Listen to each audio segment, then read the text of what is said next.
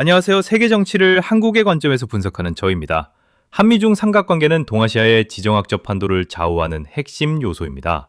미국과 중국이라는 두 강대국 사이에서 한국은 경제와 안보를 둘러싼 복잡한 선택의 기로에 서 있습니다. 우리는 미국의 방위비 증액 요구와 동맹 현대화 압박에 대해 여러 번 들어왔지만 중국과의 경제적 상호 의존성을 무시할 수 없는 상황에서 한국은 어떤 전략으로 이 난관을 헤쳐나갈까요? 최근 한미 무역 협상에서 미국은 방위비 증액이나 미국산 무기 구매를 직접 거론하지 않았지만 이는 한미 정상회담으로 미뤄진 청구서일 뿐입니다. 저는 이 상황을 바라보며 미국의 이러한 접근이 한국을 경제적 안보적으로 압박하며 중국과의 관계를 더욱 복잡하게 만든다고 봅니다. 미국의 트럼프 대통령은 동맹국들에게 방위비 증액을 일관되게 요구해 왔습니다. 최근 한미 무역 협상에서는 러트닉 상무장관이 주도하며 통상 문제에 초점이 맞춰졌지만 안보 현안이 해결된 것은 아니라고 미국 측은 분명히 밝혔습니다. 연합뉴스는 이번 협상이 통상에 집중되었다고 보도했으며 조선일보는 미국의 방위비 요구가 한국의 지속적인 부담이라고 분석했습니다. 저는 이 점에서 미국의 일방적인 요구가 한국의 경제적 자율성을 위협한다고 우려합니다. 한국은 이미 한미동맹의 핵심 파트너로서 상당한 기여를 하고 있는데 미국은 이를 간과하고 더 많은 것을 요구하고 있습니다. 한국은 이미 미국에 막대한 투자를 약속한 상황입니다. 예를 들어 삼성전자와 현대자동차는 미국 내 공장 설립에 수십억 달러를 투자했으며 이는 한국 경제의 글로벌 위상을 보여주는 동시에 미국의 압박에 대한 응답이었습니다. 하지만 방위비 증액 요구가 한미 정상회담에서 다시 제기된다면 한국은 추가적인 경제적 부담을 떠안게 될 것입니다. 한겨레는 한국의 대미 투자가 천문학적 수준에 달한다고 지적했으며 국제경제 전문가들은 방위비 증액이 한국의 재정 건전성을 위협할 수 있다고 경고했습니다. 저는 이 상황을 바라보며 한국이 이미 동맹국으로서 충분히 기여하고 있음에도 불구하고 미국이 더 많은 부담을 강요하는 것은 부당하다고 비판합니다. 미국은 한미연합 방위 체계를 북핵 대응뿐 아니라 중국 견제에 활용하려는 의도를 명확히 드러내고 있습니다.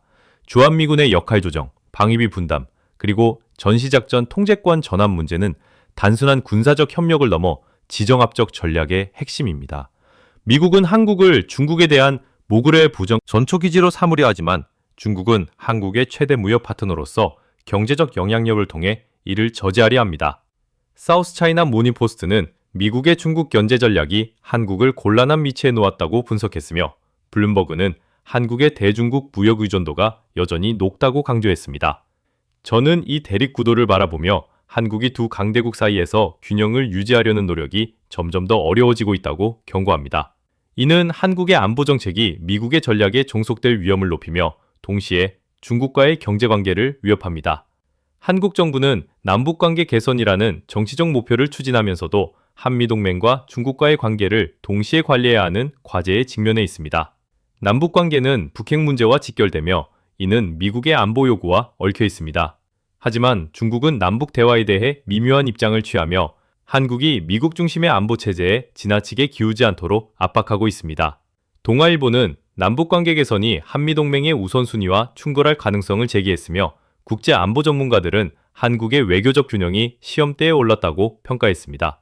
저는 이 복잡한 상황을 바라보며 한국이 독립적 외교 전략을 유지하려는 노력이 필수적이라고 봅니다. 그러나 미국의 방위비 요구와 중국의 경제적 압박 사이에서 한국의 선택은 점점 더 제한적입니다. 미국의 동맹 현대화 요구는 한국을 지정학적 게임의 전면에 세우려는 의도입니다. 트럼프 대통령의 강경한 태도는 한미 무역 협상에서도 드러났습니다.